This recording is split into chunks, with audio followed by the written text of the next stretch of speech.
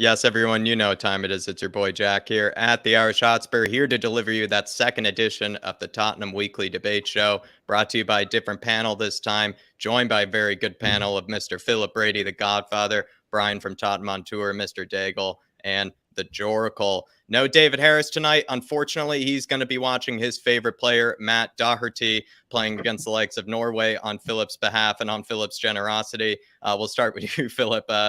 Kind of odd to maybe be seeing David taking your place here, watching his favorite player. Yeah, I should be sitting in his seat just at the minute, but unfortunately I got COVID there at the weekend and I'm sort of just getting out of it now, so I'm afraid I'm housebound at the moment. So yeah, I would hope he enjoys it now. But Doherty's not playing too badly, actually. He'd be very impressed. Yeah, hopefully he'll admit it to you, Philip. Maybe we'll see. The only thing I'll say is, from what I can see where he's sitting, he's at the far end of the stadium from Doherty, so he'd probably say he didn't see him. Yeah. He'll definitely try not to, that's for sure. Mr. Joracle, how are you this evening? I'm fantastic. Great. It's good to have the break now. I think we're all pretty happy that we scraped into it without too much damage getting done.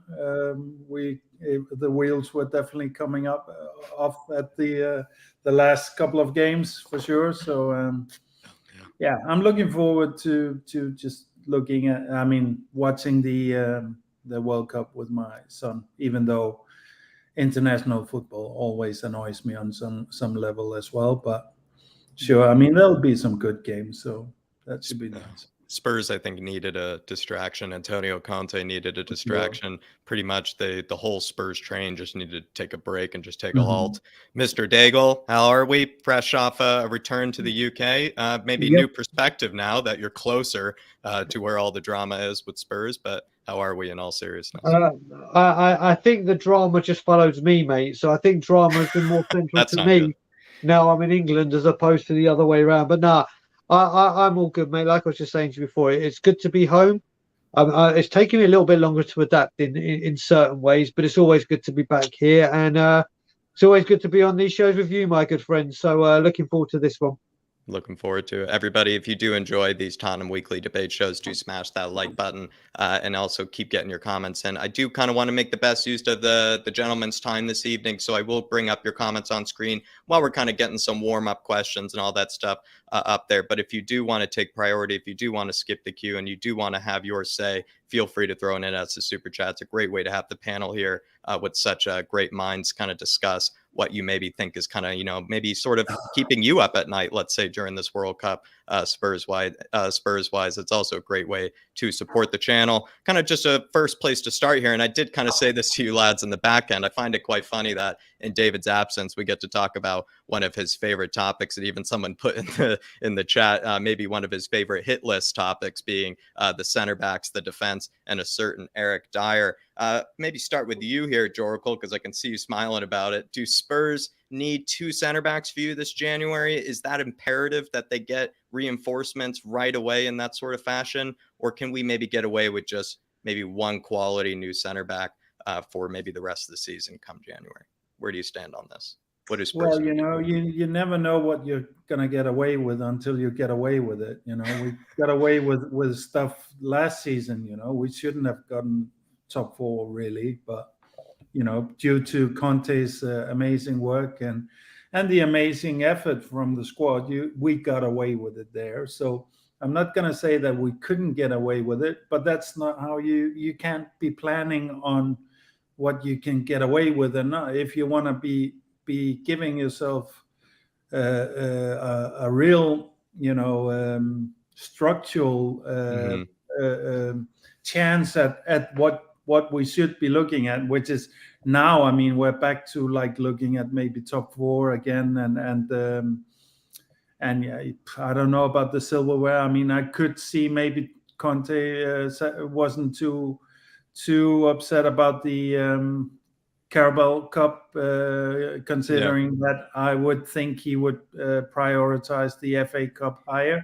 Although he did play a full team, like a full strength team, yeah, so he didn't weaken it. So there wasn't really anything there. But I do think, like, this squad. I mean, we scraped through with only the league games last season, and that we have the same back line from then. they're not going to be doing full-on Champions League and progressing in the league as well. I think. So I would say, like if we don't Can he get perform another miracle with just one center back, or is it imperative I would that he say gets two? if we get one first choice center back this January, I'm always surprised now how much Conte puts up with from Levy and from Tottenham, really, that we don't get more of a kind of calling out of the board. Interesting.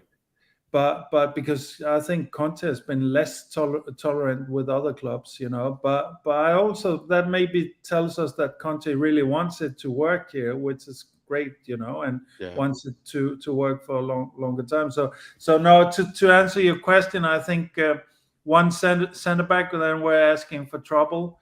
If we get one first choice and another second choice, then I have a lot of hope for us. We could maybe go on and do some maybe we balance it out, get somebody that Levy might like, that's sort of one for the future, and then we get one for the here and now. Maybe a give and take scenario for you, Mr. Brady. Where do you maybe stand on this center back situation? Because like I said to you before, it is sort of Dave's favorite topic. It's something that's keeping him up at night. What needs to be done in order to fix this defense?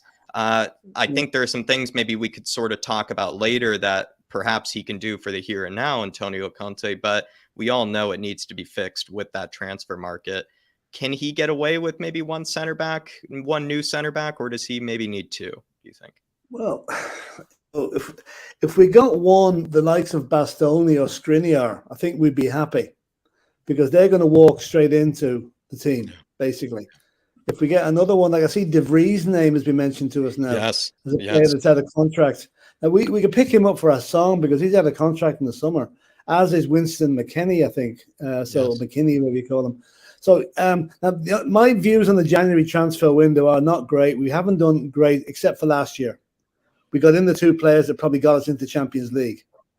I know they didn't score all the goals, but they were instrumental in cementing the team and getting us looking like a team again. So that maybe not happen, but this year it's going to be different because the World Cup being on in November means there's going to be players coming out of the woodwork we hadn't even thought of, who could make a name for themselves over the next 3 or 4 weeks could easily be in the shop window come January. So that's got to be looked at. I'm sure Paratici is watching these games to see who we can get. But to answer the question, I'd be happy to get one centre back. I don't think in January we're going to be lucky enough to get two stellar, two really, really good performers. But if we got one, we'd be happy and get the other one in the summer.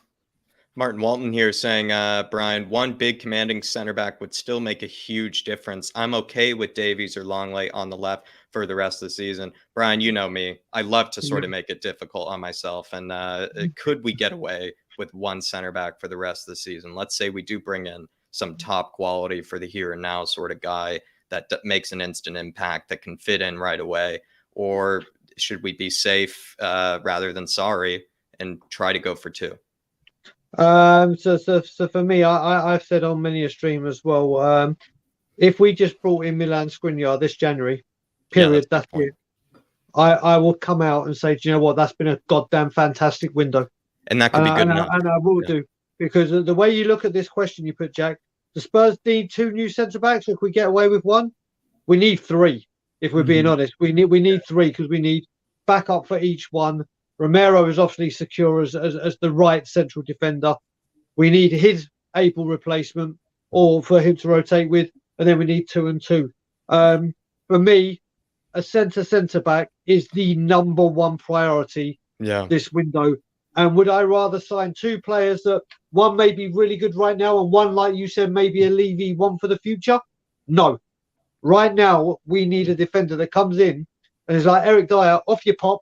Enjoy the bench. It's nice and warm.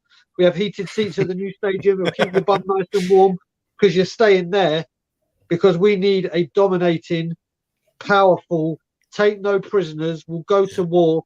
Like Michael Dawson will put his body on the line for the ball, and that needs to come in. And the time of sacrificing and saying, right, okay, this one has the potential to maybe hit it big. We need someone to come in that's ready to go and goes, right, I'm coming in as a centre back. I'm going to run this ship. You do as I, and that's what we need. So if it means putting all the money into one, do it. I'm sick and tired of buying this one that is of a good standard and one that could become something big. I'd rather you just went and bought the real deal. None of this. Oh, they might turn good, or that might work out as a bargain. If Milan, and I'm using Skriniar as the example because he's the one I want. But if there's a Kingman J or anyone like that, and that club says, I want 50, 60, 70. If that's who Conte wants, then you go and do it. And you say, Conte, I'm backing you to the hill. I mean business with you this time. You want him? In he comes. Not, but we can get this one at 40 and this one at 25. No. Go and spend the money on that dominating, absolutely hard as nails defender. And that, for me, I would take one over. Unless you've got Skriniar and Bastoni, which, let's face it, is never going to happen this window with the Champions League and Inter Milan. If you can only get one of those two, you get that one, and that will do me perfectly.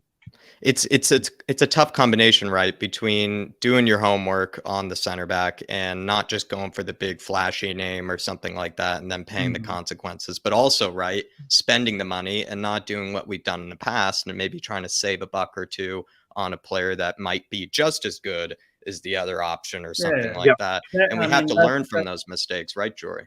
Yeah, but Conte and Paratici both are geniuses when it comes to exactly that, like getting bang for your buck. I mean, look at last January.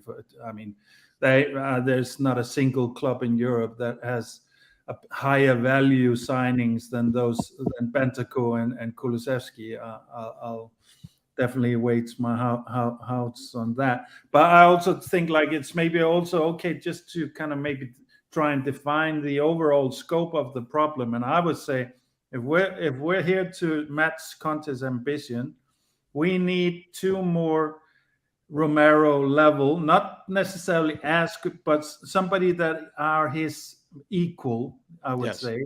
Yes. Two more of those. And then we need two more Langley level backups, because I consider Dier and Davis to be beneath Langley, to be honest, even though Davis once in a while can put in maybe more of a fighting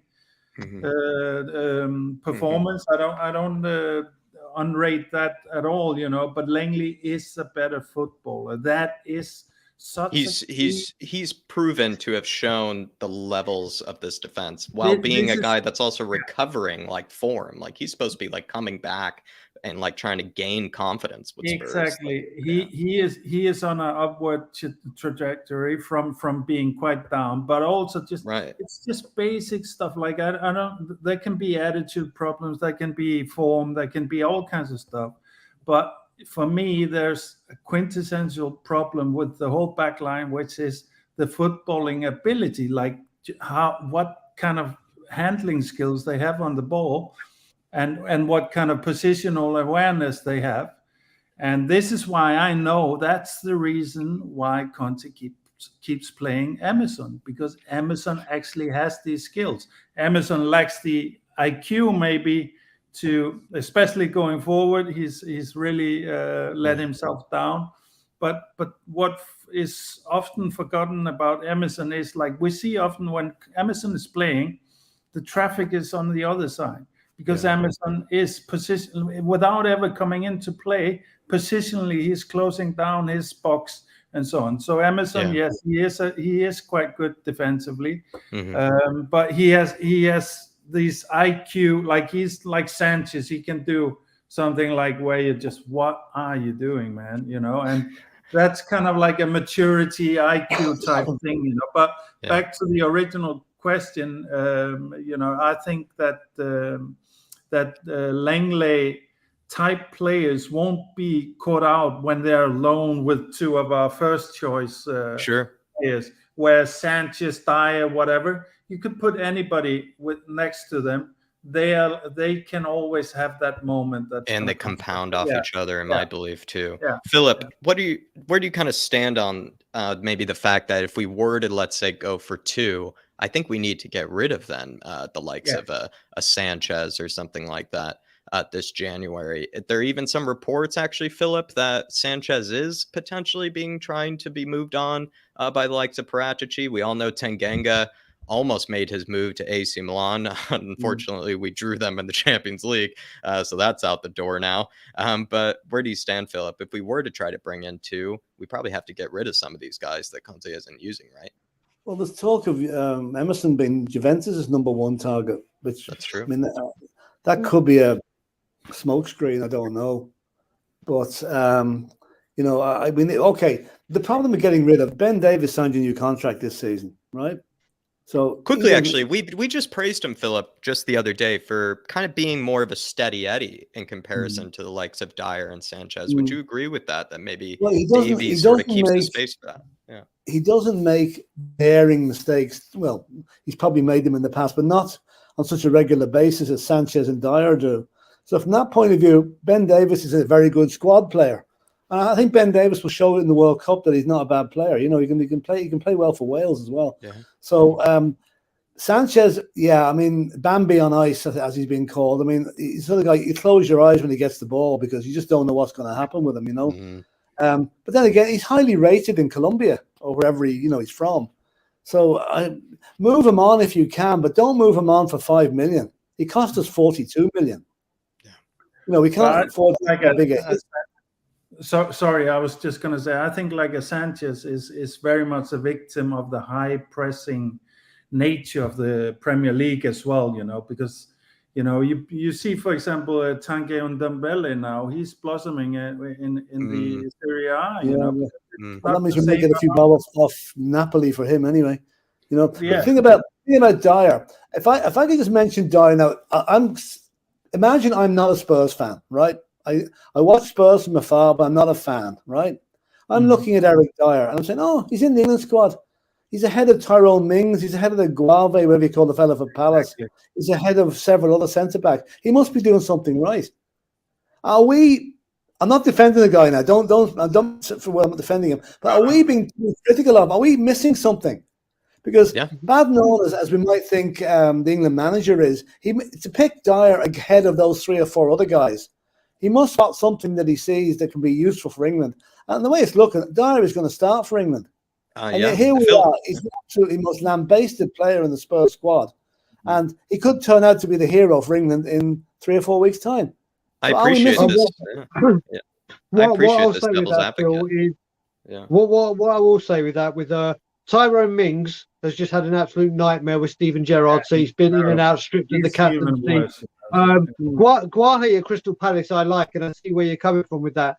But do you know what it was? If I was doing what you said, who was a Spurs fan, who was watching Spurs but not a Spurs fan, last season I could see the reasoning behind Dyer getting called up. Then I could say, do you know what? Maybe we are missing something. But this season, there's just been those mistakes have crept in, and they've crept back in, and they've crept back in. And do you know what it was as well, Eric? Eric, Phil, talking about Dyer, I'm calling you Eric now. Phil, I do apologise. The thing is, since he's got his England call up, this is when all these mistakes have come in. It's kind of that's what I was going to say. He was carrying good form before that call up, and then since the call up, it all went down. Yeah, exactly, Jack. Like, I've got back into the England squad right before the World Cup. You see, I'm the man. He's taken his eye off the ball. Yeah. I mean, let's face it. If Harry Maguire can get into this England squad and he's not even playing matches, Eric Dyer should have been getting into this England squad just based on that. But he's failed. I mean, some of these errors he's put unwanted pressure on Hugo Lloris, who brings it on himself. He's miscalculating headers. His passing has been wayward. All those credentials that have brought him into the England squad. You're right. Since he's got it, especially from that Newcastle game, he has been a shambles. He has been a shambles. I think he's there by proxy, Phil. Isn't Philip right, though? He admitted himself at the weekend, though, that he's absolutely knackered. All he wants to do after the Leeds game is go home and go to bed. Yeah. So, you know, I mean, let's say all our players are knackered at the moment. This is what this break is coming to. Guys, we've seen this before. They applied themselves with Mourinho, the start of it, and the same with Potts. They can only take it for so long, which is not very long, and especially if you now get the call up, which is maybe your biggest kind of ambition for this season, then it's like getting a contract, and then you see the fall off in form, and we certainly seen that, so I definitely feel like Dier has and other players as well have been in the back line, have been kind of turning their back toward turning away from Conte, and you see them now coming out in the press. Hugo Lloris has been making excuses for them. Dyer's been coming out and stuff like that. This is the same MO we've seen a couple of times before. If they're going to start criticizing Conte and wanting Conte out, I think they're crazy. Yeah. they want to go first, because there's no way that can happen again. If Conte walks out, I think if you leave them in there, they can do their thing, They can. I think it's harder now. We got the French mafia. I think we had a club full of people like this.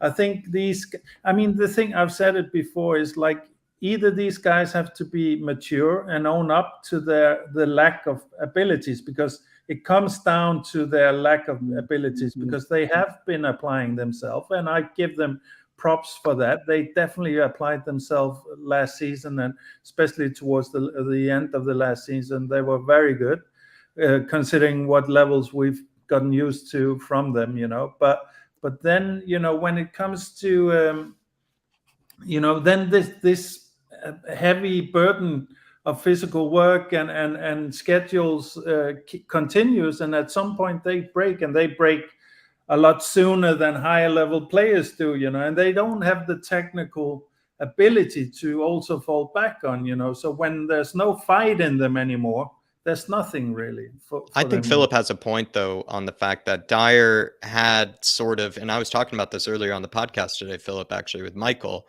that before that England call-up, you could sort of see why he was called up to the England squad. There were some reasons and there were some things that maybe put him ahead of the other center backs there. But since the call-up, Philip, I think he's gone through what I'd like to call maybe his lunar moon boot cycle, which seems to happen every October and November, where he completely plays himself out of form. I'm not sure if he's going to. And we also have to. But this is where I get confused with Dier, is that he sort of has that maybe moment where you start to get convinced again, Philip, right? That he probably shouldn't be given the slack that he does get. And then he goes through an October, November period where it's basically on full display what he's capable of, I guess. Well, I'll tell you one thing. I'm not defending the guy, but I'm just saying, if he does get to play for England, and he makes the same mistakes for England that he makes against Spurs, he needn't bother coming home, basically. Oh, no. Who said it was make or break? Someone said in the comments as well. I believe Frank Glass said in the comments there, it's make or break for Moon Boots kind of this World Cup. He could repair his form from Spurs and come back into it strong and confident. Or like you just said, he repeats those mistakes in the World Cup and he becomes a broken man, you could even think. He might as well sign for Dortmund United. He might as well stay out there and sign for a Middle Eastern team, because if he fecks up for England, we might be bad. But by God, if he got 51 other clubs after his blood when he gets home again, he's going to be in real trouble. Hopefully Toby puts in a good word for him then. I think you need to change. I think you need to change make or break to make, or maybe if he has a bad one, we might just give him another chance. Oh, let's just see how he does. He's only had 5 managers, 8 years, 3 different positions, 4 different haircuts. Let's see how it will go again, and offer him a new contract before we go, do you know what?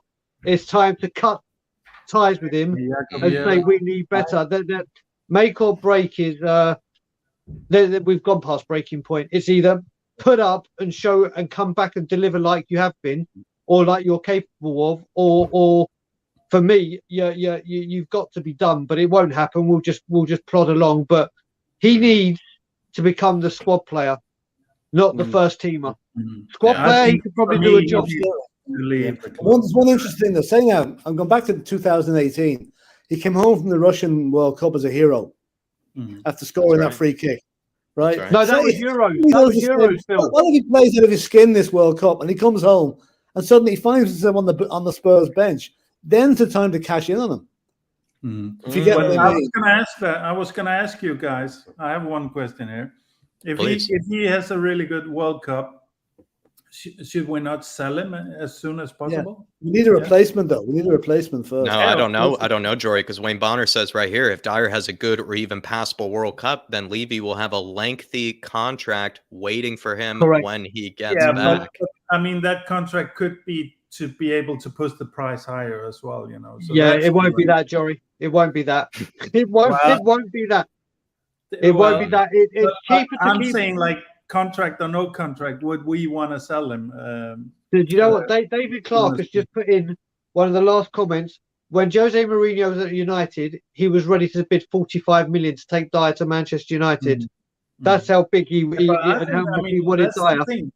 That's the thing. I think it's only Spurs fans that are going to see through, you know, a successful World Cup. Like, we can watch the World Cup now and see him do good stuff and all of that. And I think, at least for me, I won't be convinced that this is a changed man or anything, you know. So I think both clubs and fans all over is going to see, oh, here we have an English centre-back. You know, he's got the build, he's doing a good job, and, you know, there's the English tax on him and all of that, you know. So, you know, we could definitely get like a first-choice centre-back for maybe that kind of money, you know. So and the centre-back we're going for, guys, and I'm going to kind of go to each of you here, but maybe since Jory, you know, while I have you, should we be going for a center back that can play confidently in the center of that back three, not someone that sort of can or maybe can, someone that could compete directly with Eric Dyer is what we want, right? I mean, I think, just like you talked about it a lot last time I was on, and I think it's completely right. And I think it's a cliche and all of that, but modern football, you need really on-the-ball skills. You need to be able to ball carry, especially the centre-back, especially the back line, but also your keeper.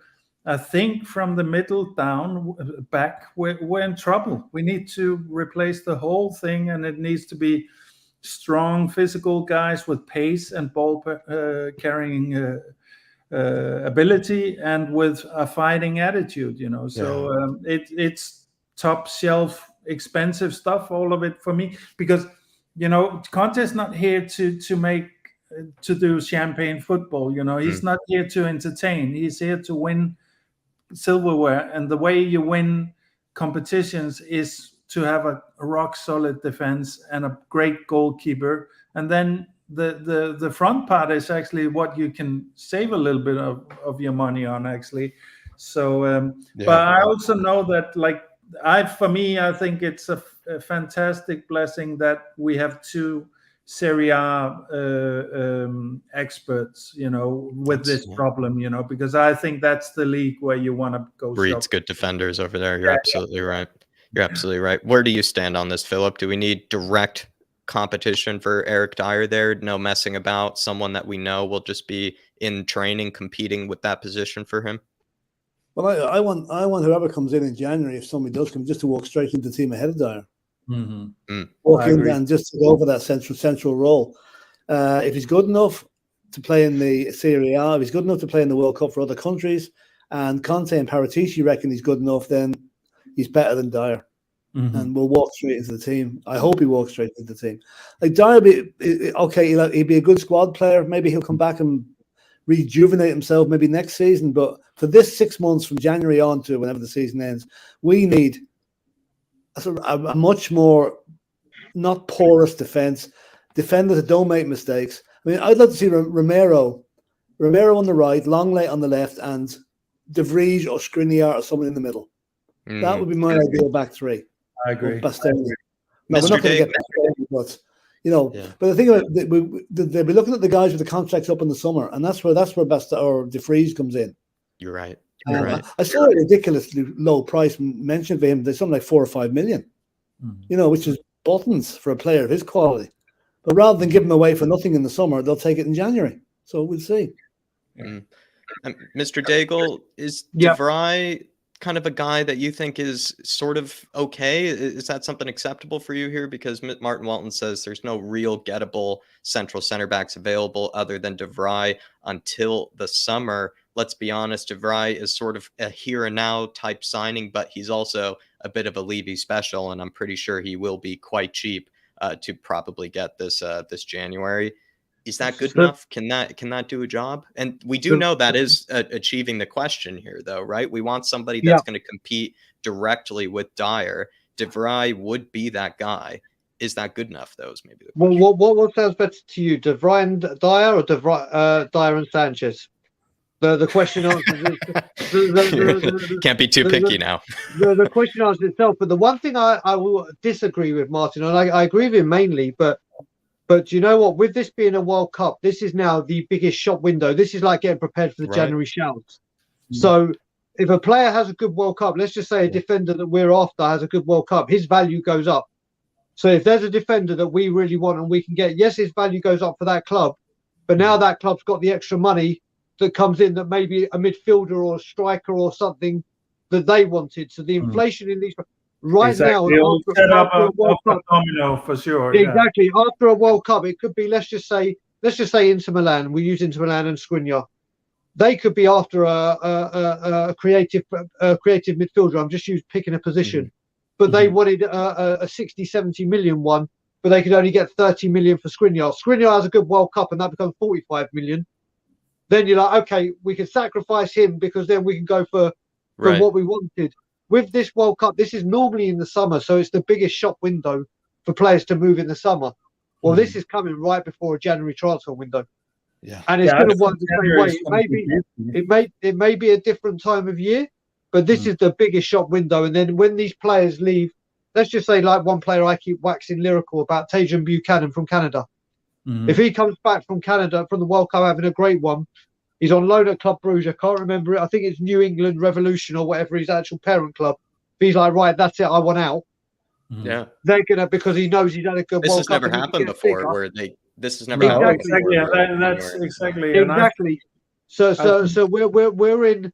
I think if this had been any other time going into a normal January transfer market, I completely agree with what Martin was just saying before. But I think because this World Cup is here, it is the January sales literally come early. It's much like busier than a normal. This will be a January transfer window where I think you'll see the most money spent, the most movement, the most activity.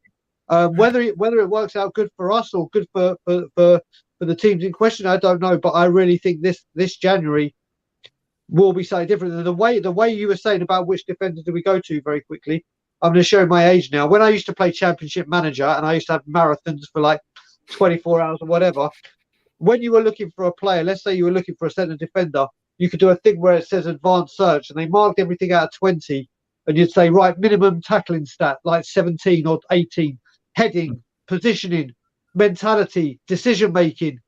If Antonio Conte has sat down with Paratici or the Parasite and said, right, I want a guy who excels in this attribute, this attribute, this attribute, this attribute, you go and get the defender that exceeds in those attributes that he wants. Not, okay, I can get you one that's got 3 out of 5 or is higher in 4 but lower in 1. Antonio Conte will narrow this down with Paratici or whatever way they do it to a certain circle of players that he wants, and they will be very, very small. Speaking of attributes, Jory, like Brian has mentioned there, King Hoddle is saying you also need defenders who engage instead of reacting too late. That's why Romero is such a breath of fresh air. We know Moon Boots, right? He loves his first step is always backwards. His first step is never to engage. Would you like to maybe go after some sort of center back that maybe is a bit more, let's say, proactive? For sure, and I mean, like just basic stuff. If you're gonna slaughter the guy and take him down, do it in the middle, not in the box. As we see, and that's where pace comes into it. Like Davis and Dier are way too slow for centre backs. So that Sanchez is left to clean up for them often. When they three are together, but having pace in your centre backs means that you can play a much higher line and get away with it. The same with a confident goalkeeper. Alisson is the thing. Like the Liverpool defense kind of is the extreme version. I don't want to play like Liverpool. I'm not at all like that. But they show the extreme version of that. I would say a more sensible version is the Man City version of that. Which is. You can you throw your players forward, and you've seen Conte do it. You saw it against Leeds, but he did it without the protection, and I can assure you Conte is not very happy about doing it without the protection. So I know all of this about boring football and blah blah blah. That's all going to go away when we have a competent back line, because we're going to be having that line much higher up the pitch, and it's not going to be falling to Højbjerg and Bentancur to be doing the most of the interceptions and the turnovers. That's going to be actually the defense doing that. It'd be nice if they had a back line they could be confident in. As it is today, I'm sure like 70 or 80% of our turnovers is like our midfielders, not the back line. So once it's down to the back line, it simply becomes a question of are they going to score? Or are they going to miss their chance? Is Dier now gonna? Romero does that. Romero, you 1-on-1, it's only Romero and then straight goal. More often than not, Romero will save your day. But that's the exact opposite with the rest of the back line. So and I include the wing backs as well there. I'm with you there. With you there.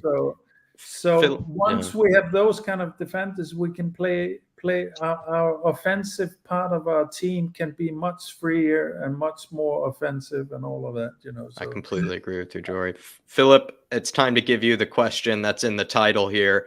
Is Eric Dyer good enough to be a backup at Spurs next season? Because provided we get what you asked for, right, someone that will walk straight into the team ahead of Dyer January and in the summer, is Eric Dyer good enough to stick around? Right, I'll give a two-word answer to that. First part of the question, yes, because we do need backup on the bench. And second part, no, he doesn't deserve a new contract. But I think we'll see what happens over the World Cup. I mean, this could pan out very well for Spurs. If he has a decent World Cup and we do get a centre back in, they'll replace him. And Eric Dyer has to spend the rest of the season bench warming. He'll be gone in the summer because he's 28 years of age. He's still in his prime. So I reckon, is he good enough is a strange question. On some of his performances recently, no, he's not. But we'll have to stick with him because while he's under contract until we sell him, he's going to be at the club. So that's probably the way. But does he deserve a new contract? No, I'm afraid not. No. And just going to pass one comment on the Ireland match here. Please. They're losing 1-0, by the way. And Dave would be delighted to note that when the Irish players came out for the second half, only one player was wearing gloves. Guess who? Doherty.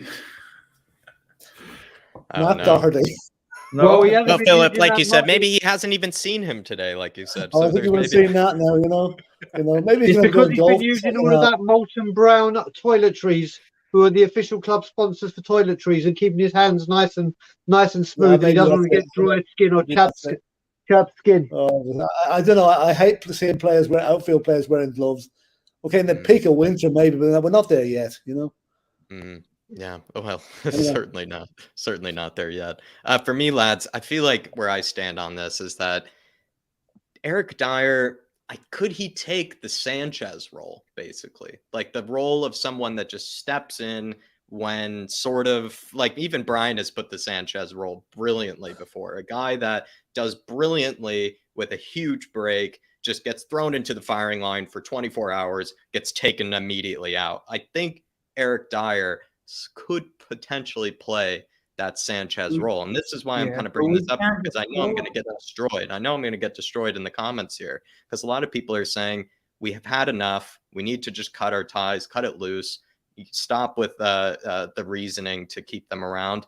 Am I being a bit crazy here, or is there maybe a reason to say that he could be good enough to take that sort of Sanchez-like role in the squad? Because I think there is a spot for that for somebody. Go, Jory. You go, Jory. Sorry. You go, Jory. Go on, you finish up. Yeah, no, I was just going to say, like, he could definitely, and he would probably do a better job than Sanchez in some respects, but that's too much of a luxury to put a full squad place for such a, rare and non-important kind of feature, So I would say he can't in terms of what Conte's ambition is. We need the whole full squad to be contributing to every competition, I think. So in that sense, I wouldn't say. And to your original question, I would say for me, it's a no and a no, but I will tolerate him this season as a backup. Spursy says, if Dier was our new Sanchez, that would be progress, though, Jory. That could be it would be progress. Yeah, I'll give them that. But you would lose the pace, which is an important part with this back line as it is now. So, but yeah, it would be. I will agree with that. Am I being too sentimental here, guys? Mr. Daigle, am I being too sentimental? Moondog saying, no, Jack, please get rid of Dier. Even him, guy who's probably been more sentimental than anyone in the Spurs community is Moondog. And he's telling me, Jack, no more of this. You need to stop being so sentimental.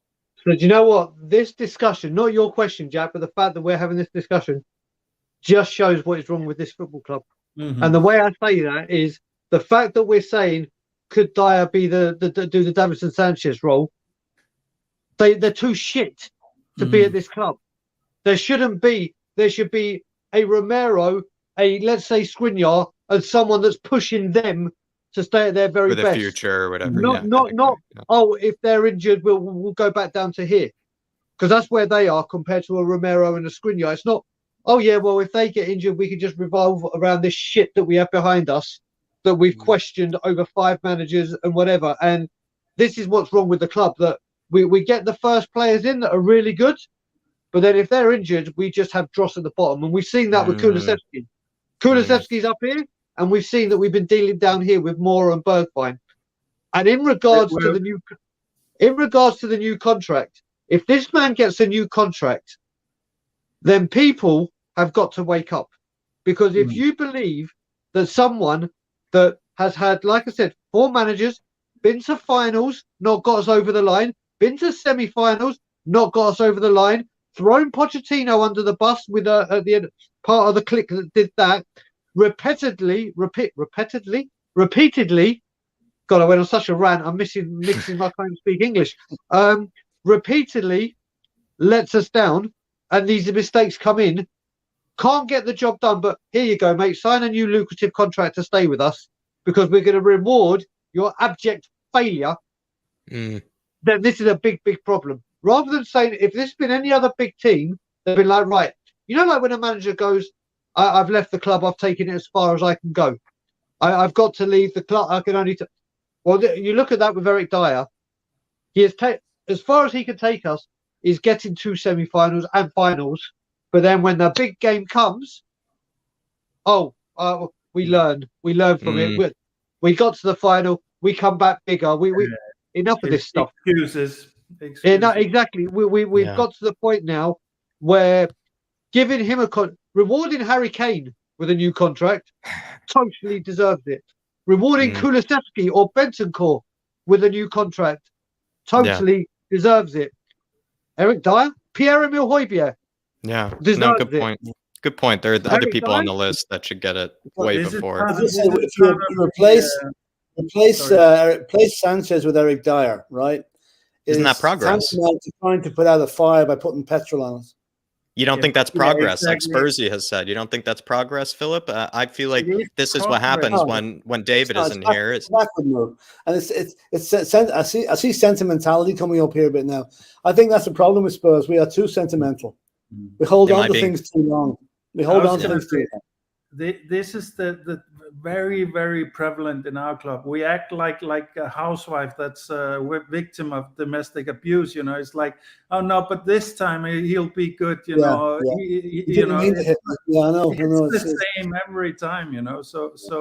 And yes, in football terms, overall, probably Eric would be a little bit of progress over Sanchez. But it's not progress in terms of not real progress. In terms of matching the ambition of Antonio and so on. Then it's back to the same old Spursy politics and the Spursy culture. And in that way, it's actually a step back because now we're on a journey with Conte, so we can't be doing these kind of things. Is it a step back because we think that the problem is fixed when it really isn't? We're trying to make it we're trying to paper over the cracks. We're Yeah. trying to make it look like there's a solution here where there isn't one. Yeah. So yeah. I think David's blood would probably have boiled, Philip, with what I said earlier, with asking if Eric Dyer was to take Sanchez's role as progress. I kind of agree with Spursy about that. I do agree. I think maybe on literal terms, it probably would be kind of actually some sense of progress. But I do agree with Jory there that it probably is papering over the cracks, and it probably is feeding into that sentimentality that you spoke about before. That maybe So you'll hear all about it later. Jack, what you said. You might edit that part out, maybe, Philip. Jack, what you said though is fundamentally right. Dyer is an upgrade on Sanchez, but that doesn't mean that should be accepted. That doesn't mean the whole it should be phenomenon is an upgrade or progress. Exactly. That's not the question. That is unfortunately that's the sorry state of affairs. That if Dyer was to take Sanchez's role and Sanchez was out, yes, that is better, but then that's still not good enough. But it's a status quo in terms of how we're dealing, and being status quo at this time is when we have Conte, when we're doing these things that we're doing, is actually a step back. If you stand still, time will, like the world will outpace you, and we need to keep up with the world, and having Dyer as a progression over Sanchez is absolutely not progressing in terms of the bigger picture. So Dan Coy's here grabbing that fan show membership. Big up, Dan Coy's fan show, fresh tomorrow morning, my time. I think 3 p.m. Dave's time, and he should be hosting. I could be alongside him, but I know it's going to be Dave or I running that fan show tomorrow. Long waited. I know people are probably a bit upset that we haven't been able to come out with the one this week. Maybe taking too much of a World Cup break. Probably Antonio Conte would be quite upset with us. But Dan Coy's fan show tomorrow. Don't you worry, my man. It's going to be at around 10 a.m. my time, 3 p.m. yours. Really appreciate the support. And as well, Moondog, do appreciate the support. And it's time to get Eric Dyer out. But I do like to be a bit of a devil's advocate, and I do enjoy being a bit sentimental, Moondog, just like yourself there. Anybody else that wants to skip the queue, feel free to throw it in as a super chat. It's a great way to support the channel. It's also a great way to get your kind of talking points up here. I've been trying to use some of the people's comments here as good kind of discussion points, good kind of leaping points and where we're going with this. So feel free to keep getting your comments in, everybody. But let's kind of maybe discuss another thing maybe having to do with sort of maybe some issues around Spurs is actually the right wing back problem. And I actually find it to be very, very similar to the center back issue, where he has around, let's say, 3 players that he doesn't really want to use. Tanganga, Sanchez, Moon Boots, all being the ones in the center back. In the case of right wing back, Jed Spence, we all know he isn't too keen on. Emerson is probably his favorite, which is not a good situation to be in. And then Doherty is, let's say, the second choice. We find ourselves, lads, I think, in a very, very similar situation here when it comes to what we need to improve on in right wing back. We can't just throw in 2 or 3 more because we already have 3 that he doesn't really want to use in the first place. So how do we solve this situation, guys? And is this maybe a tough situation maybe for the likes of Paratici as well? Because he kind of has to do a lot of cleaning as well as cooking maybe this January. What would you say, Jory? I mean, I would say at least, if the Juventus rumors are true, I don't know and care if it's a first choice. Can they do us a favor? No, but I think like that's a sale that we could get through. So that there's room for somebody that's maybe more suited to what Conte needs. We've heard even it's kind of ridiculous, watching Serge Aurier now, it's kind of like, he's actually playing a little bit like what we need, and not that I ever want him back or anything yet, but Arise, Serge Aurier. It's like, if at any point I would maybe suffer him a little bit happier, it would have been under Conte, but I think like Kyle Walker-Peters is also one that's coming in. That's probably, I don't know if it's right or left, actually. I think he can play both right. But he plays he's mainly a right wing back, right? But I do think like, I don't think we'll ever get close to getting a first choice centre back and a first choice wing back in this window. Does wing back maybe go behind on the priority list for you? Is it center back? I do think so, because even though it's not great, because this is where it's basically where we're starting, or like the main playmaking is supposed to come from there. I do think we have so many other options, and we have amazing wingers on both sides and stuff like that. So we have some room to work with. It's not ideal at all, but I do think it's much more important, because we're risking everything we would do from the middle and forward.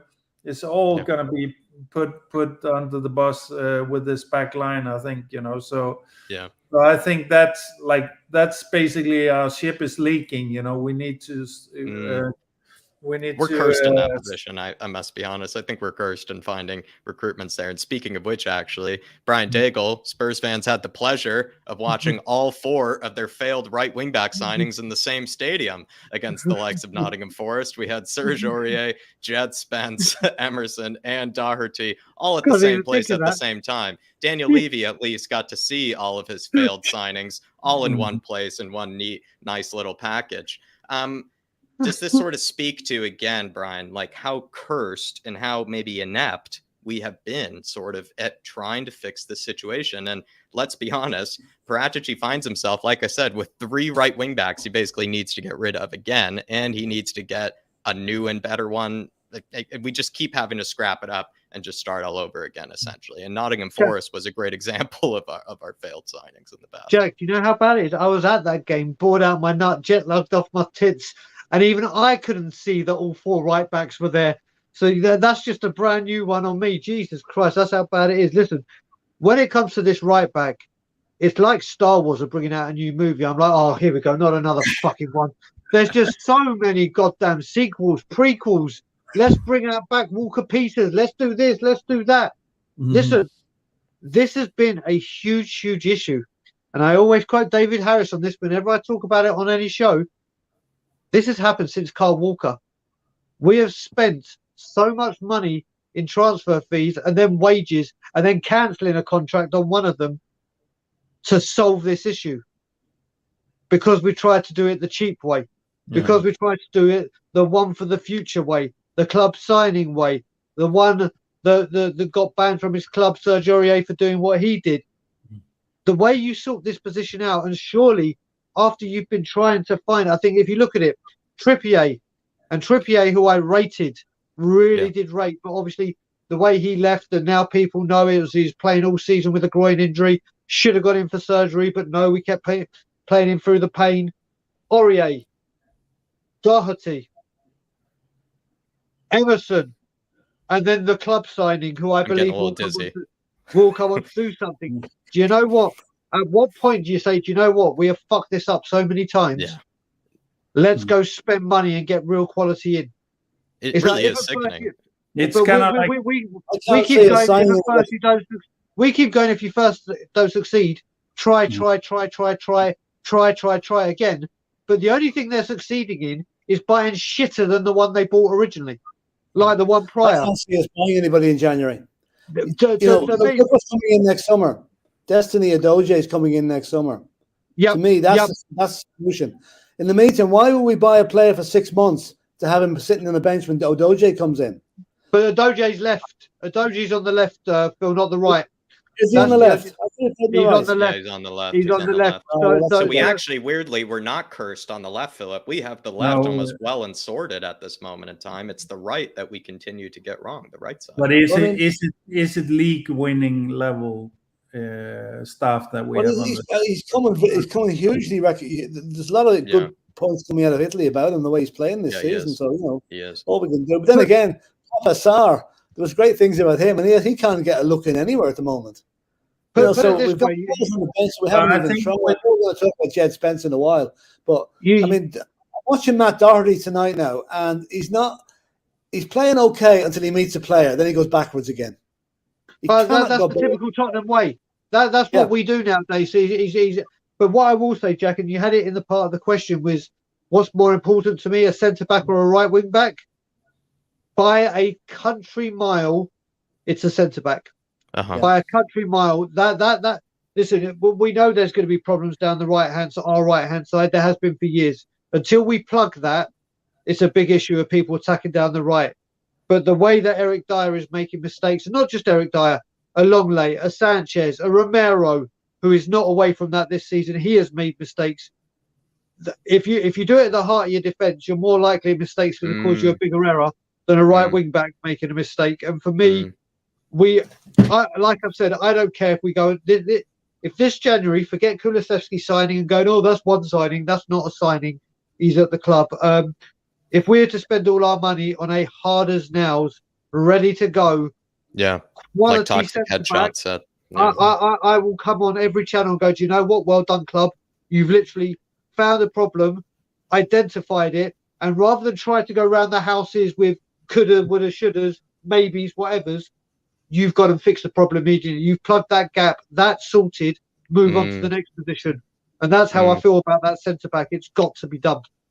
My favorite type of question here, Philip. And like I said, again, this is what I get to do when David isn't here. I get to make things difficult. I get to make him scream, make him uncomfortable. But can we get away with Doherty, Emerson, Spence for the rest of the season? Like Brian even brought up, like, right, we've already, it's almost like we've gotten used to having no right back for this many years. Surely we can do another 6 months. I don't know. We might have to. I mean, unless the likes of Carrasco came available. You know, Carrasco will be a good addition, but he's 29, and I don't know what his contract situation is. Atletico. Anyone know that? No. I think it might be a situation where they want to sell him. They want to sell him to get some money back for all the money they've lost due to being in the out of Europe and all that stuff. I think. All I know is we've been linked to him 312 times. Yeah, so his name keeps popping up. You know. I don't know. You think it's going to be hard to do it in January? As Brian says, centre back is priority, and if that's the case, then I think we'll just have to suck it up until with the three guys that we have in the right wing back until the end of the season. Then do something about it this summer. I think it's really a question of damage control. You know, where's the most damage going to happen if we don't upgrade, basically, and that's centre back in my mind for sure. I know you wanted to talk about Emerson, Jory. Is it but this is a good point because I think because guys, we keep talking about as well all these great prospects like Spence, like Papa Mazza and so on, you know, and Conte not giving them a chance and stuff like that. So what we've seen for years and years with Spurs is like we do something really brilliant, something outrageous, like it'll make all the highlight reels, and it'll be one player do something absolutely amazing, you know. But when it comes to competing, we don't really get over the line, you know, and that's down to consistency. And you don't get consistency if you prioritize individual ability and brilliance over system and structure. And that's why these guys are not getting in. It's because they don't got the system and structure yet. And like another manager might go for but when Spence has that brilliant moment, he's gonna win us the game, and that's true. And I think Conte knows that, but Conte is just being more patient, where they're saying he can still do that, but I'm not gonna sacrifice. You play my way. Exactly. I'm not gonna sacrifice my team consistency with a hole on my right side now, or a hole with something else, you know, and we saw it with Basuma, you know. Now Basuma is starting to cement himself in the team, you know, and it's because he's actually taking the role that's meant for him, you know. And we've seen it before, but it always takes time and stuff like that. So for me, and that once again goes back to Emerson. Emerson is keeping up with the structure and the system, and he and is that why Conte likes him so much more? The biggest value, I think Conte sees the biggest value in Emerson is when the ball is on the other side. Like that's like almost a good joke, but that's because it's Emerson there, and now it's Perisic on the other side. It's an easier game for the opposition on the other side, you know.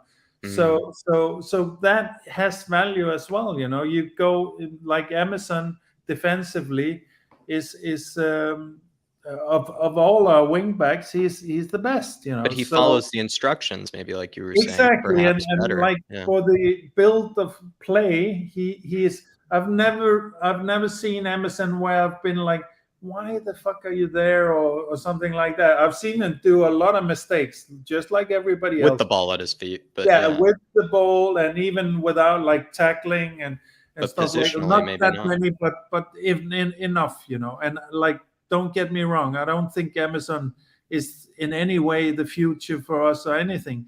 But what I'm like arguing for here is that I completely understand why Conte keeps picking him, because he needs to sacrifice his structural integrity and his system by picking the other guys. That's what he needs to give up. So he'll rather give, especially considering how good we are at how good we're supposed to be at scoring goals. We've just gone through a crisis without Kulusevski, but if you look at the individual players, Perisic, Richarlison, Kane, Sonny, like these are all high, like they can score the most low XG goals, all of them, So we have a lot of ability in that regard, But I think, and also another thing about Emerson, I think it's also it's completely different. Like, I don't see Emerson's mistakes ever really costing us the games. I mean, there's been maybe one or two times that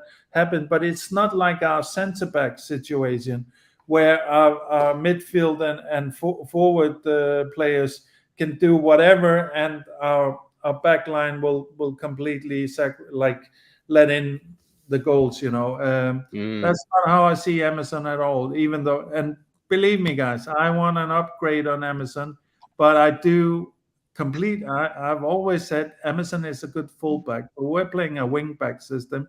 That's why Juventus want him, because they're a fullback team and they see potential in him, and being a little bit naive, being a little bit maybe not the brightest guy in the world, is also a guy that's maybe easy to mold and put into your system, So that's my whole thing about Emerson is I understand what Conte. I think I understand where he's coming from. Yeah, exactly. So Phil P saying, if our defense was as strong as this panel, woo! But Phil P, I think there's no upgrading on this panel, and we need big upgrades in that defense right now, Phil P. And I really appreciate the support. Philip, do you agree with maybe what Jory has said there, that Emerson, the reason he just keeps getting picked, no matter what it is that he's a system player. He listens to the instructions and he follows the instructions. Conte's a systems man, and Emerson is a systems fullback. So yeah, that's probably the only reason. That's the reason Conte keeps playing him. Yeah, I'd agree. Is he past the point of no return though with Spurs fans? Because this is where it's gotten a bit awkward, Saturday, whenever I felt sorry for the guy. Actually, he got such a reception when he left, and though he misconstrued it himself. He heard all the cheers and thought they were for him. I don't think he realized there were people were cheering the fact that he was being substituted. So you never like to see a player getting booed like that. But I think he reached a stage where like Spurs fans have given up on him entirely. Like there's no Spurs fans, a lot have given up on him. Yeah, they have. Yeah, a lot of them have. But I don't agree with the booing as much as it's detrimental to the whole team. When you boo a player.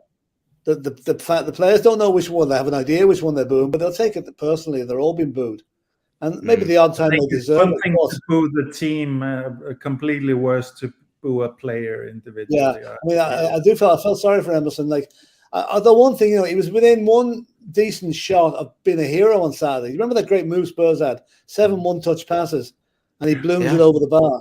Yeah. If that had scored, the whole thing changes, So you're so right, Philip. You're so right. He got so much shit for that. And I'm sorry, guys. This is what 90% of defenders do. They do balloon it like that. I'm not trying to stick up for him. Of course, it was an easy goal. He should have scored.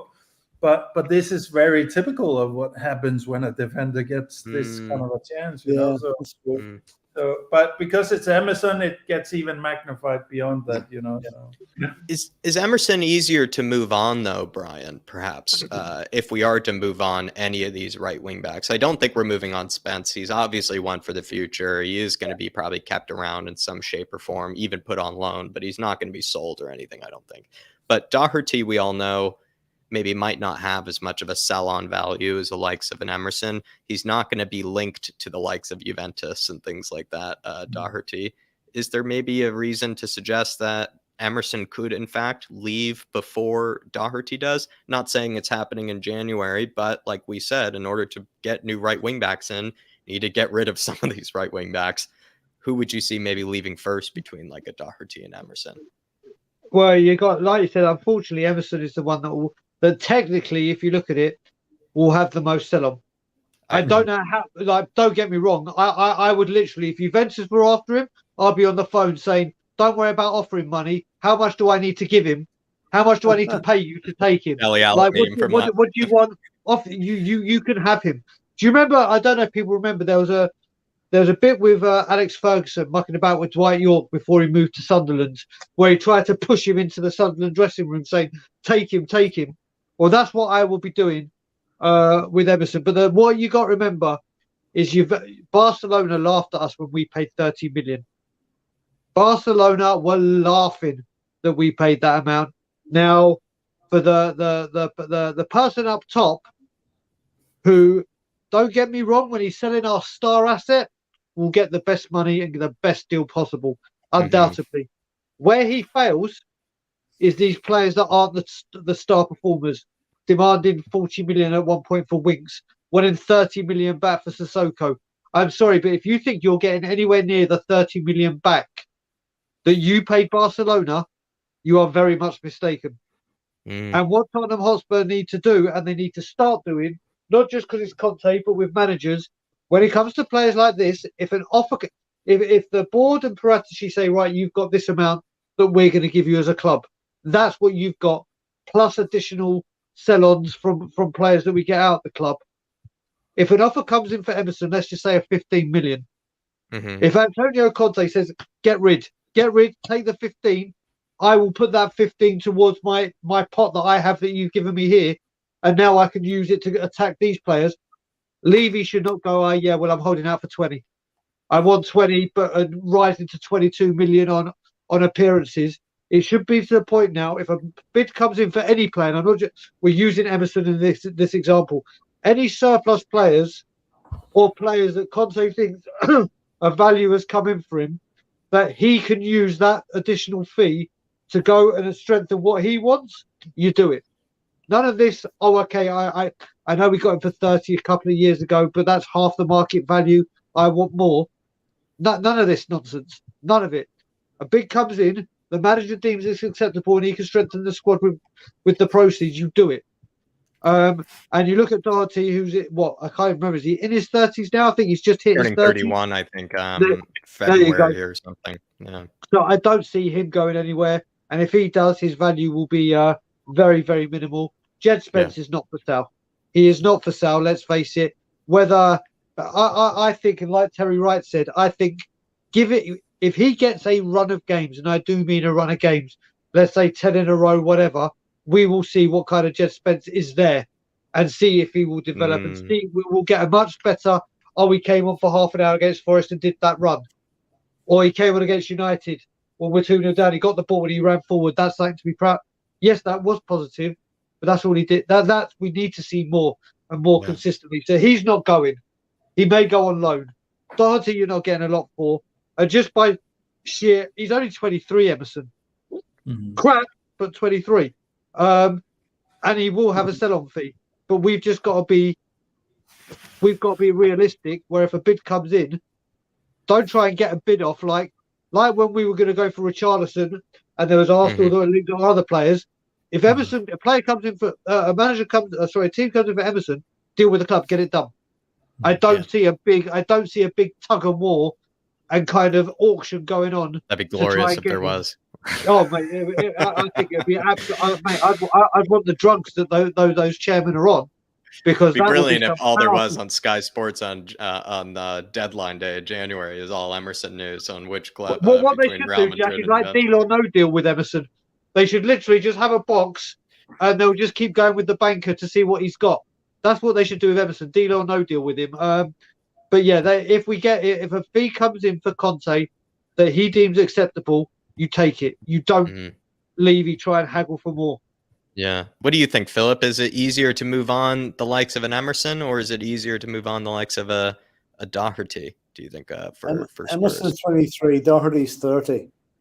So Emerson has the eminently bigger sell-on price. I think, Doherty is, not going to fetch that much. So Emerson, like if Juventus come in, as Brian said, you pay his bus fare to get him out of the club. Get a train fare to Stansted Airport, and the first train out to Turin or somewhere, But Doherty probably end up going back to Wolves or something like that. That's where he'll end up, I think his heart's still in Wolves, to be honest with you. And no, so I think Emerson, bad knowledge he can be at times, and he's only 23, as you say. He's a 30 million player, even though he's not worth it. So there will be a decent fee got for him wherever he goes. Joseph, you're saying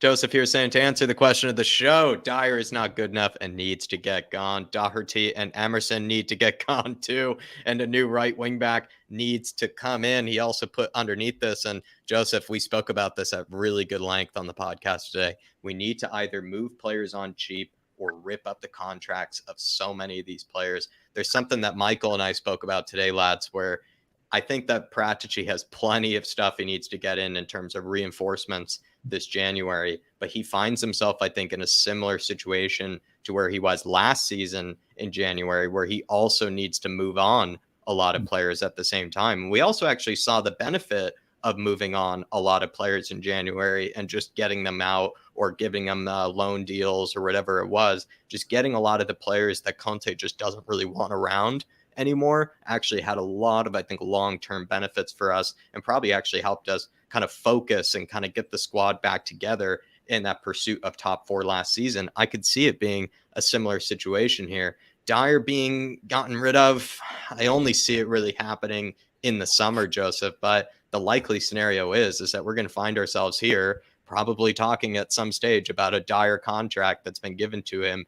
And maybe the hope is that it's only to sell him in the future, but knowing how Spurs operate, probably not the case. Doherty and Emerson need to be getting rid of. I definitely agree. Which one will be getting rid of first? Potentially the likes of Emerson. Like I said before, I don't really see Doherty having much of a sell-on value of really any kind. I think he's probably at the height of his career right now at Spurs, and I don't really see it getting much better from here on out. So he might just sort of see it out from there. And a new right wing back needs to come in. I completely agree. Will it get done in January, though? I'm not so sure. And so maybe I might ask the panel kind of each here. Jory, I know we all want these center backs to come in too, but is there space for a right wing back? Will it get done? It seems like a lot of us have wanted a right wing back to be brought in, but we don't seem to think it could get done in January.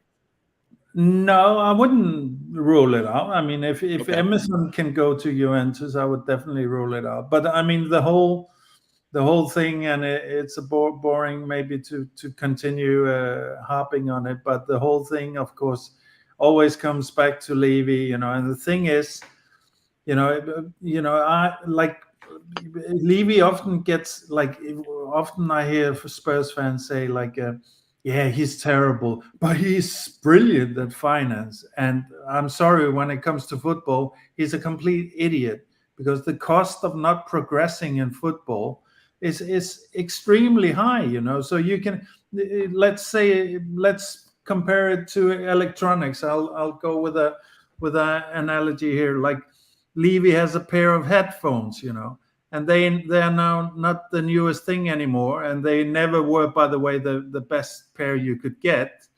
And he keeps hanging on to them because he doesn't want to sell at a certain price. Well, what does that do to the value of the headphones? They're not getting pricier, they're plummeting in price, And once he finally sells and gets some money in, which is lost, then the whole world knows that you should either get a pair of Bose or you should get the Sonys. But what does Levy go? He goes in every freaking discount bin and looks around and sees what's in there. And then he buys something that he thinks is almost a Sony or whatever. Mhm. And wouldn't you know it, before the month is out, the charging port doesn't work anymore or whatever.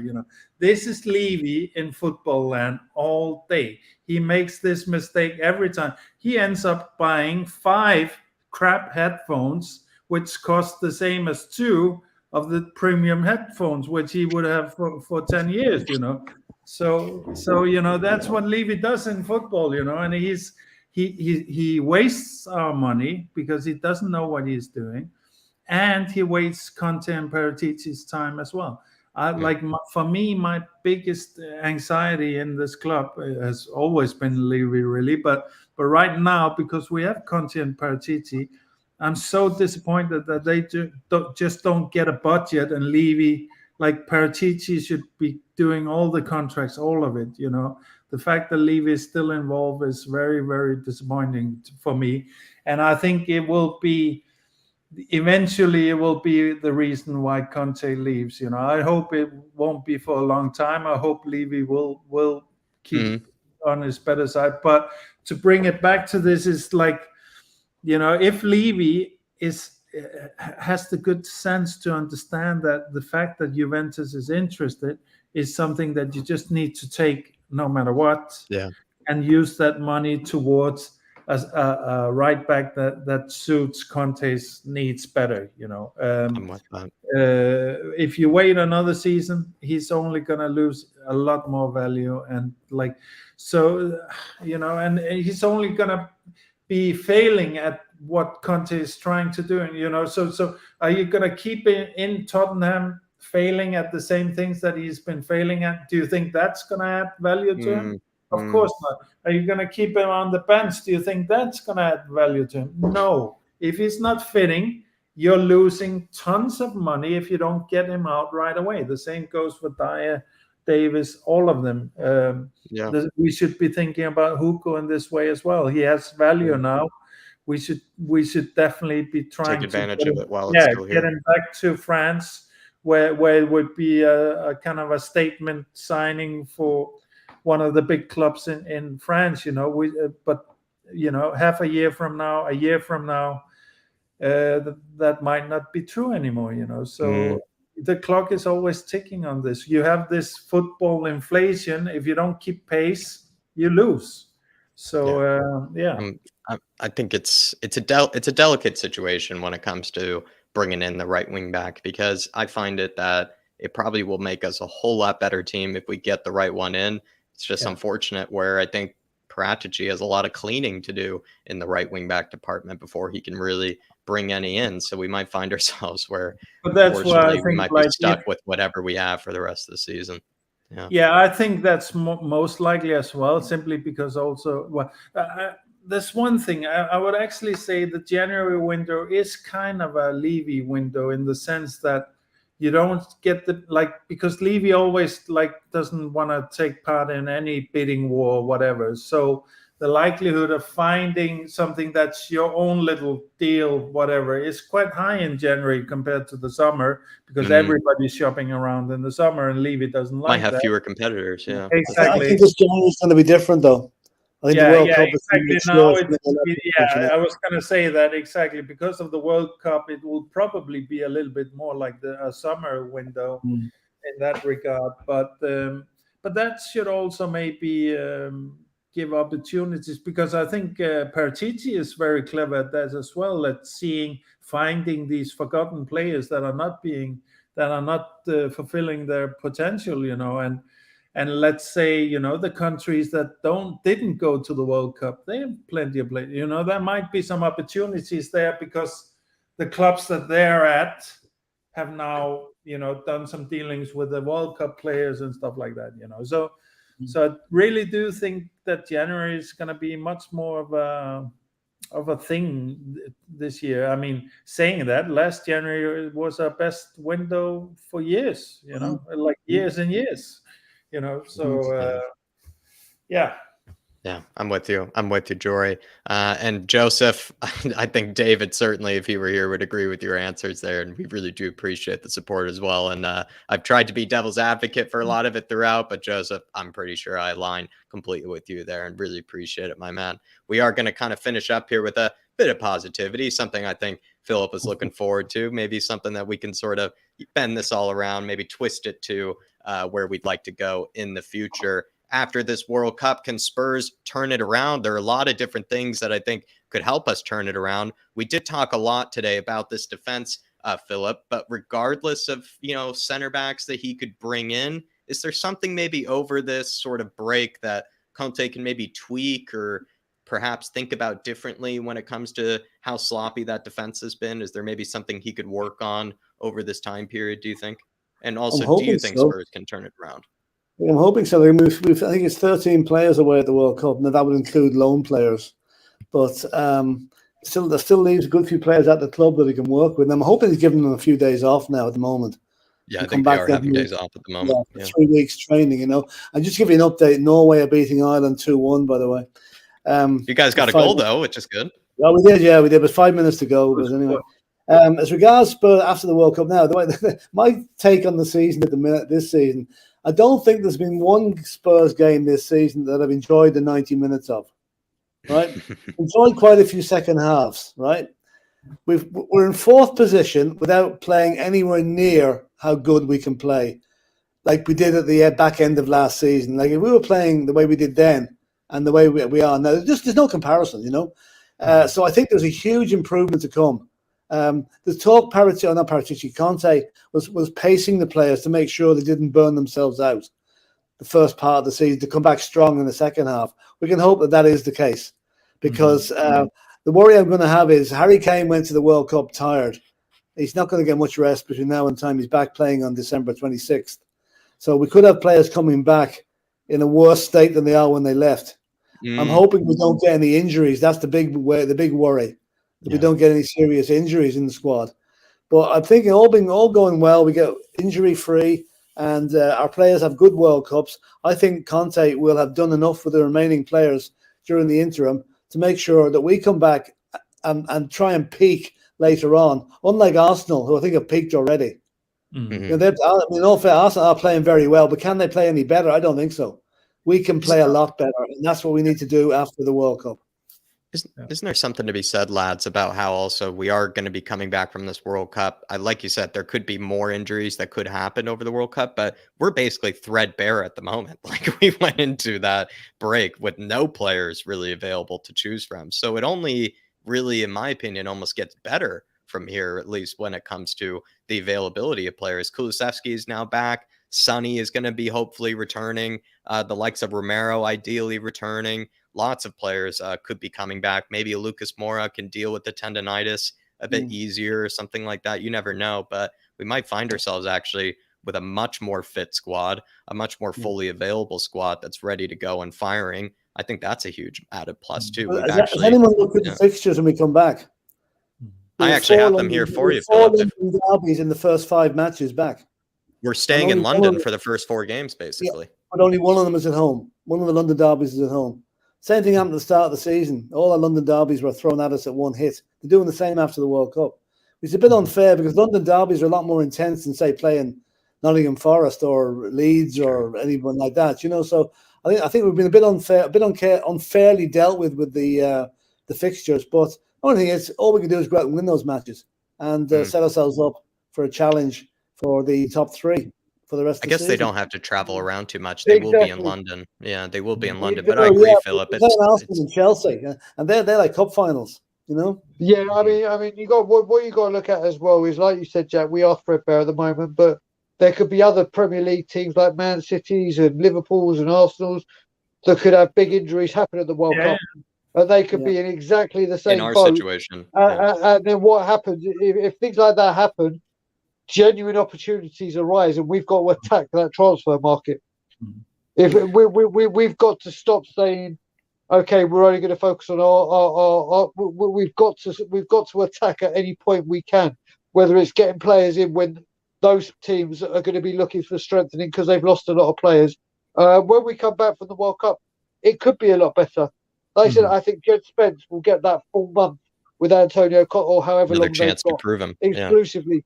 Basuma, who's come in waves of good games or good halves or whatever, he joined, he had COVID, so he didn't get a proper full Conte.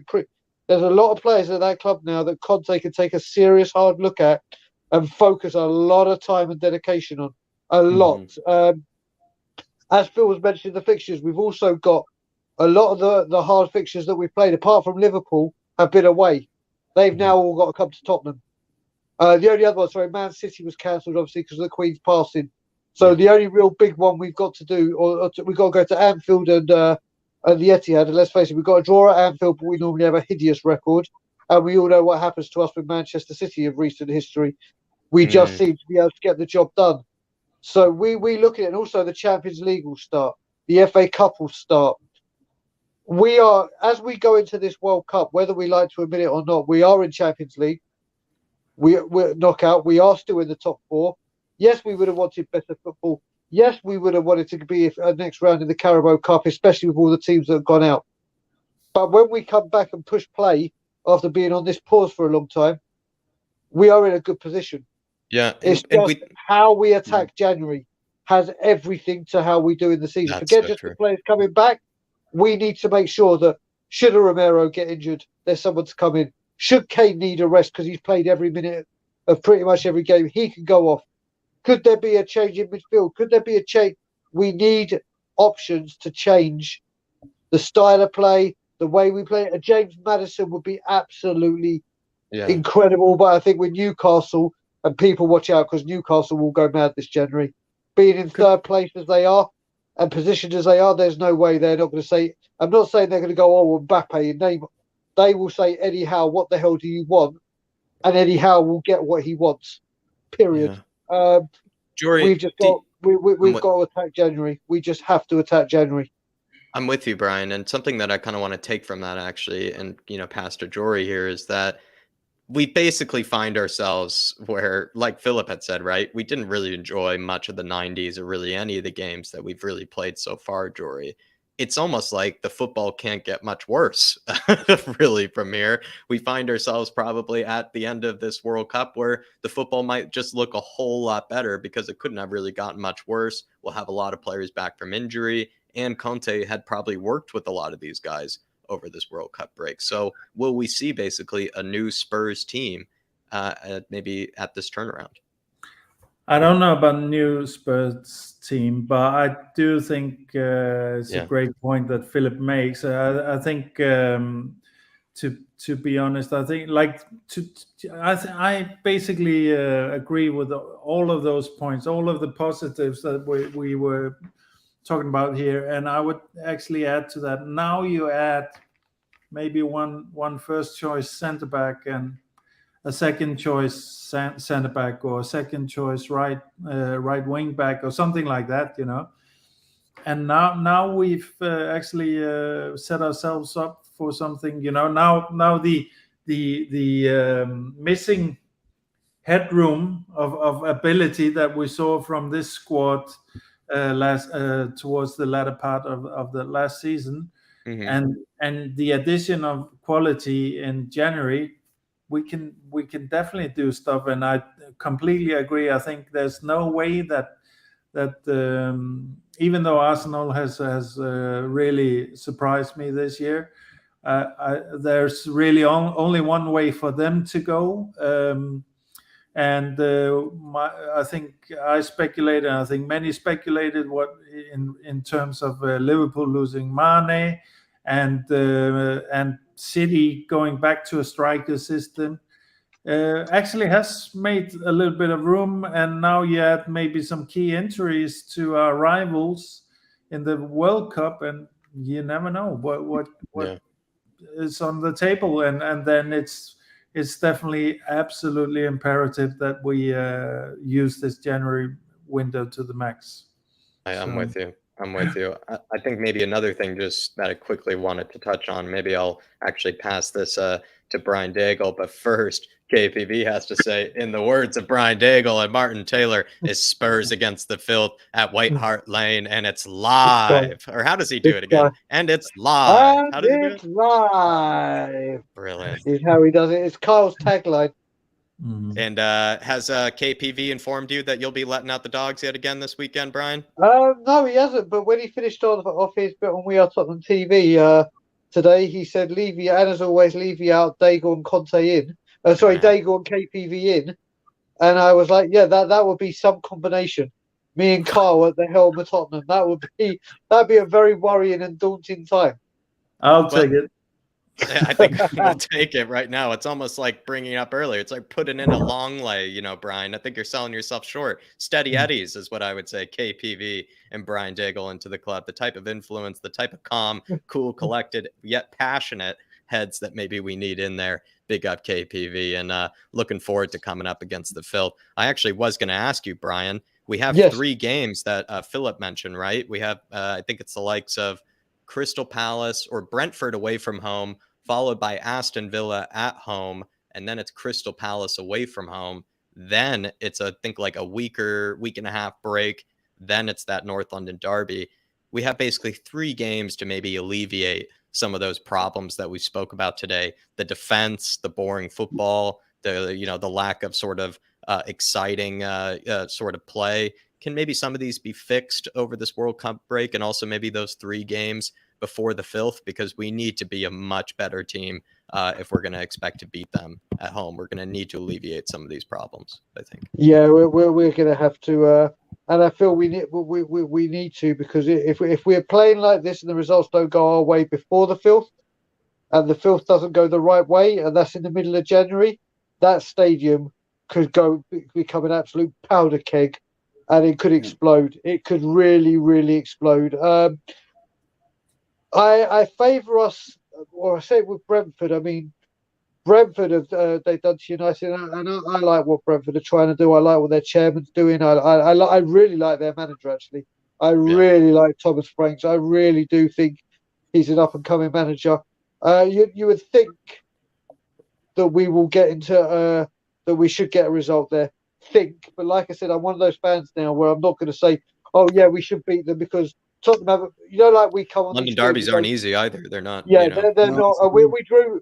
I remember I absolutely lost the plot with David and Danny Kiriakou. They did the fan show of We Are Tottenham TV because they had to clear the stage, the studio, and it was one of my most classic batshit crazy shouting, screaming, like you remember, Jack, from the rants on the 2 Bryans.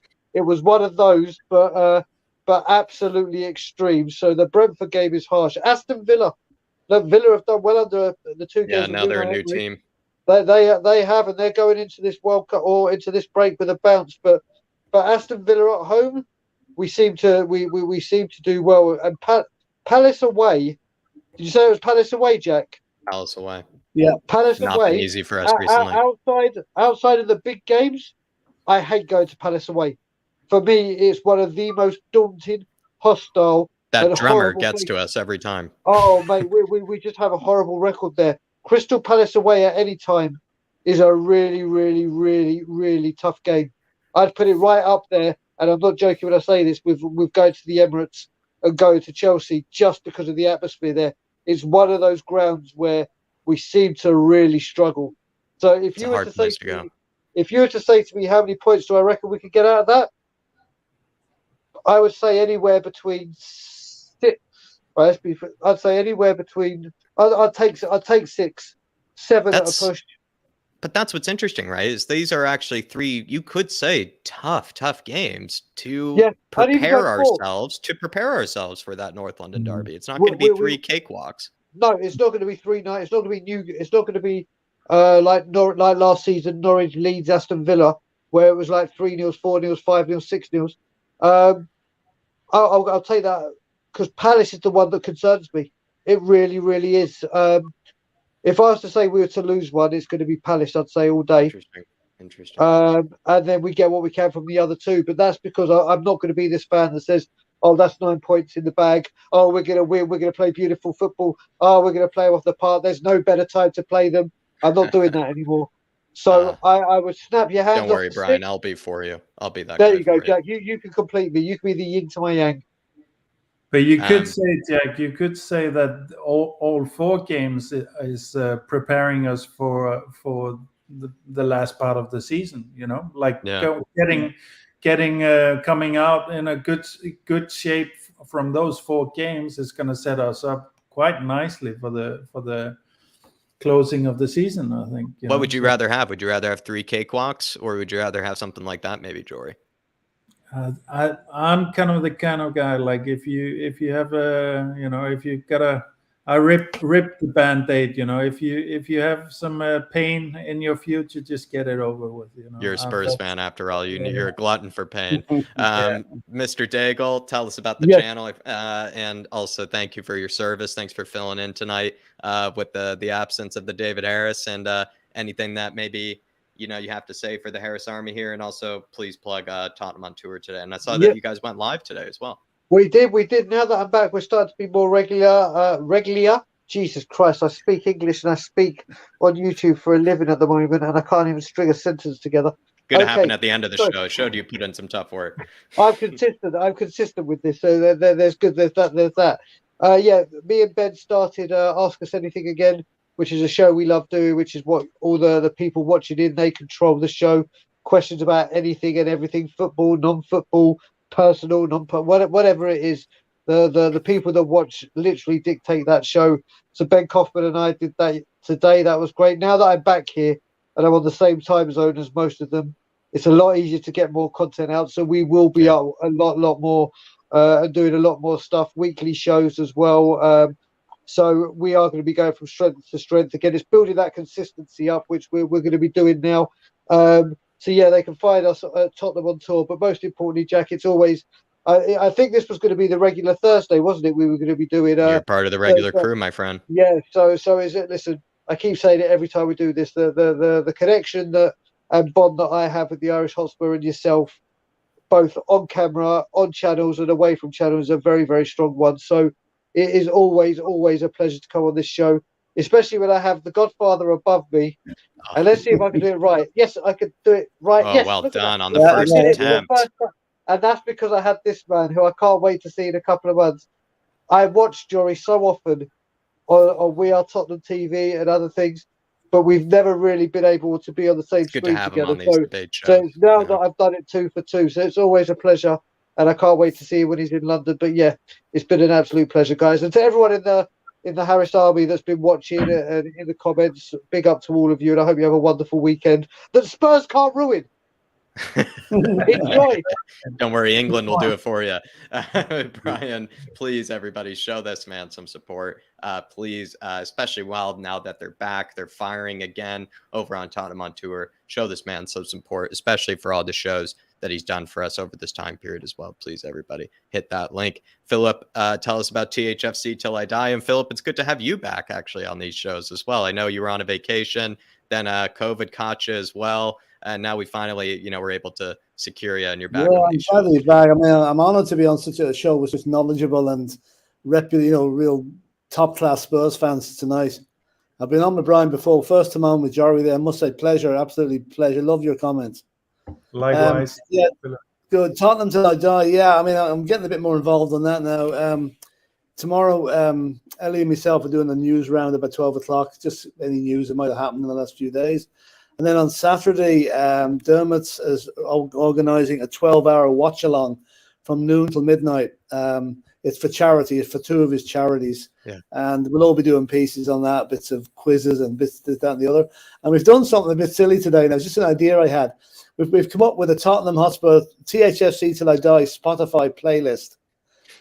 A few of us put in our 10 favourite songs, and we put them up on Spotify. At the moment, there's 30 songs up there with a few more to come. Brad Matthews hasn't sent his in yet, so that'll be interesting. And there's some good stuff on there. It's from the 60s to the present day, and it's everything in there. And it's just THFC Till I Die on Spotify. So have a look at that. I see lots of shows coming up as well. See a few coming up for tomorrow. I see one on Saturday, the charity stream as well, everybody. So please head on over there. Lots of stuff to be looking forward to on THFC Till I Die. And like I said, Philip, good to have you finally back. We've finally been able to secure you. and I got trap it you. there. Jory, good to have you. And like Brian said, we finally have been able to sort of get you away from just the fan cams and all that, and you get to sit down and have a chat with us and sort of get more kind of stuck into it, let's say. With these sort of Pleasure. Absolute pleasure. Of course, a great honor, Brian. You know, I'm always up for a talk and a chat with you, my friend, and it's been really an honor and a pleasure, Philip, to join you on this. So, you know, I'm flattered to be invited to give my opinion among you guys. You know, so thanks a lot.